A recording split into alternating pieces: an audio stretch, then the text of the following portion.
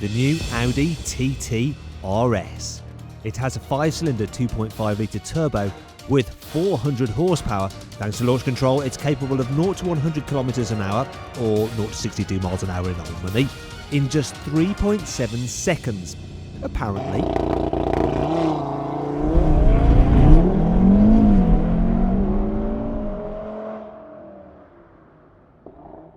But let's just see how fast that actually was.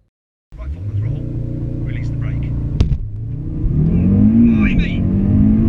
The speedo skipped past 100 and hit 103 kilometers an hour in just 3.6 seconds. Mental. So that's the review over then. Well, no, not quite. There's way more to this RS than acceleration, and its top speed, which when de-restricted, is 174 miles an hour. There are some key visual upgrades to make it look more aggressive than the normal car. So you've got some huge scoops there at the front. The car actually sits 10 millimeters lower to the ground than the standard TT. At the back you have this, well, this rather indiscreet spoiler, which you can deselect if you don't like it.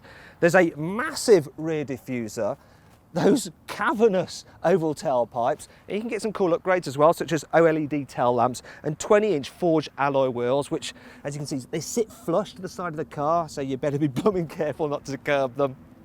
As standard though, you get some glorious hardback sports seats, a steering wheel like in the R8, and Audi's cutting-edge virtual cockpit. Thing is, some car bores will have a bit of a problem with this TT RS as a pure driver's machine, because for one, it's an automatic only, though to be fair, this dual clutch 7-speed auto is absolutely epic. And two, well, the engine isn't exactly in the most ideal place. It's mounted slightly ahead of the front axle, and too much weight in the nose can cause a car to understeer. Essentially, wash wide if you enter a corner too enthusiastically. And in terms of driving fun, understeer is a little bit like wearing a condom. It's safer, but it kind of dulls your pleasure. So to minimise understeer and maximise pleasure, this new TT RS engine has gone featherlight. This time the 5-cylinder is made from aluminium, so it's 26 kilograms lighter than before. Result, better turning than the old TT RS. So under normal driving conditions such as this, the car can send up to 50% of the engine's torque to the rear wheels, and if the front start to slip, then it can actually send up to 100% to the back.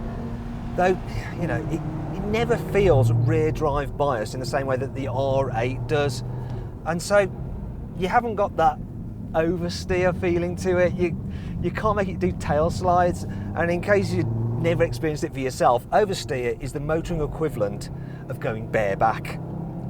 It is more risky, but it's also more fun. But just because it won't drift like an R8 will, that doesn't mean the TT RS won't thrill you. So you've got load stiffened suspension over the normal TT, and as a result, it just steers sharper, it grips harder, and generally it's just faster on any road, whatever the weather. I mean, this thing is just totally capable. If you want to go quickly, easily, this is a blooming excellent car for doing exactly that. And the brakes, well, this one's on carbon ceramics, and yeah, let's just say they work. They work very well. Make no mistake, this is a serious performance car, yet it's still comfy enough as a daily driver. But what about if you're a track day fanatic? So out here, out on a circuit, this TT RS is actually really impressive. I mean, it's got loads of grip and it's very neutral. And I think even a really bad driver can go quickly in this thing. You don't need that much skill. But therein lies the problem with the TT RS. You know, it's capable, it's sorted, it's secure, it's everything an Audi. Well, what you expect from an Audi, it's just not all that playful. But if you want to go fast, and you want to go fast easily, yeah, impressive car. Okay, so the new TT RS doesn't have the adjustability, nor quite the finesse of a Porsche Cayman. But then that car has its engine in the optimum place for a sports car, the middle. Trouble is, the Porsche now only has 4 cylinders, to the Audi's 5. And that matters a lot, because this noise is